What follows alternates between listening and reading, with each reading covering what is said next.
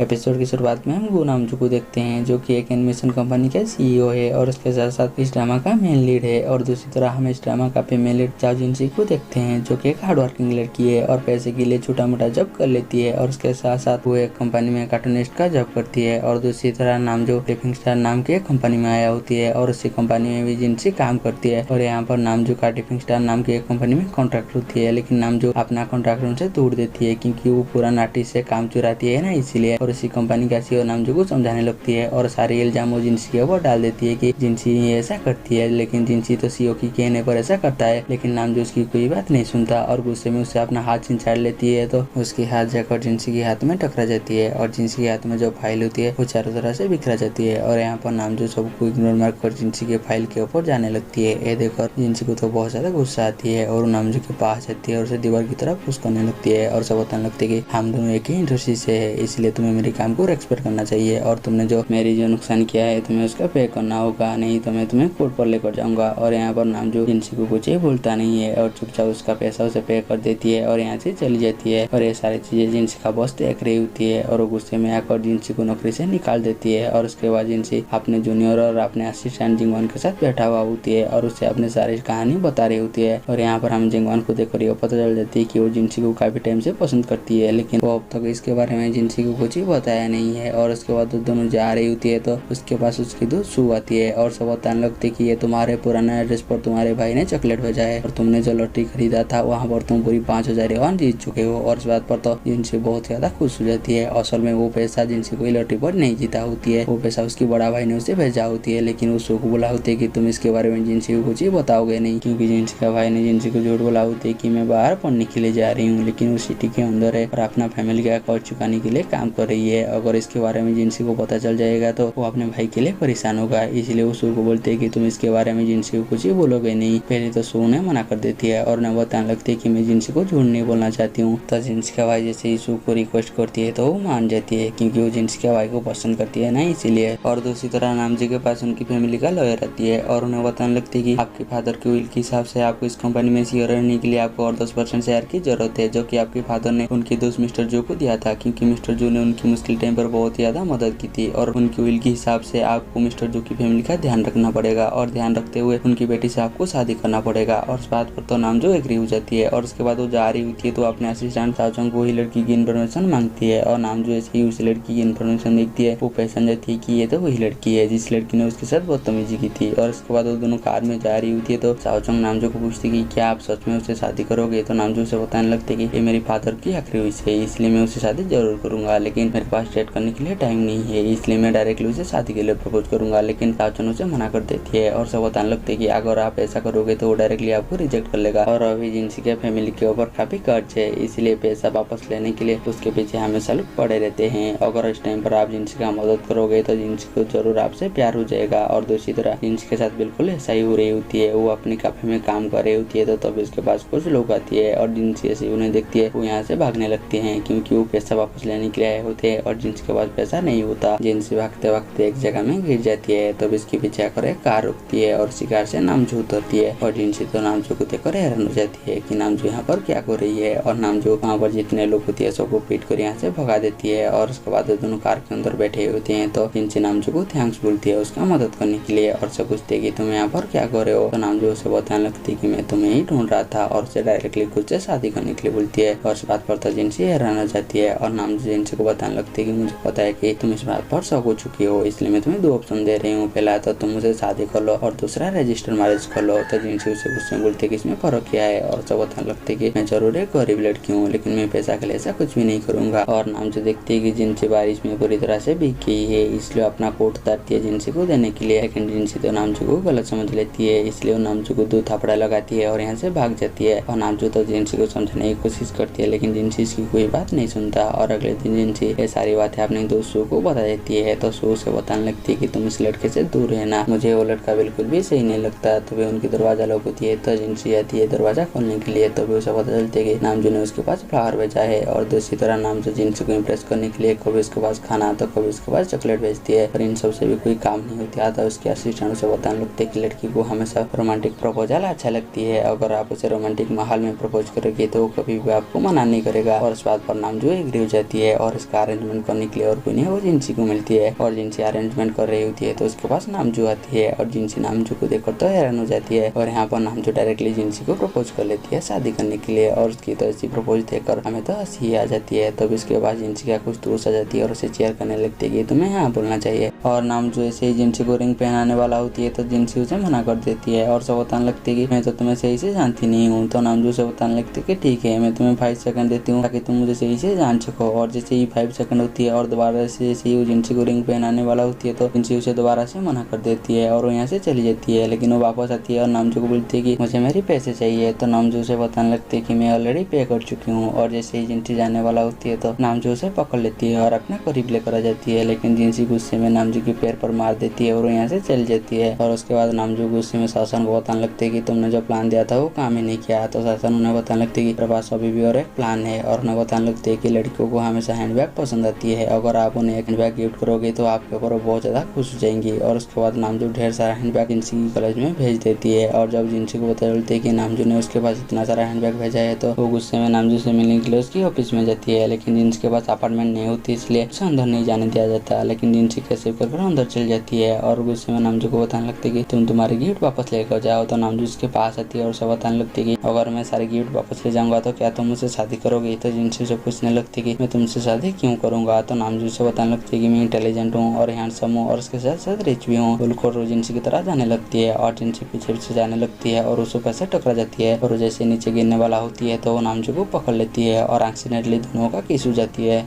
और यहीं पर हमारी एपिसोड खत्म हो जाती है। हम मिलेंगे जल्दी ही नेक्स्ट एपिसोड में।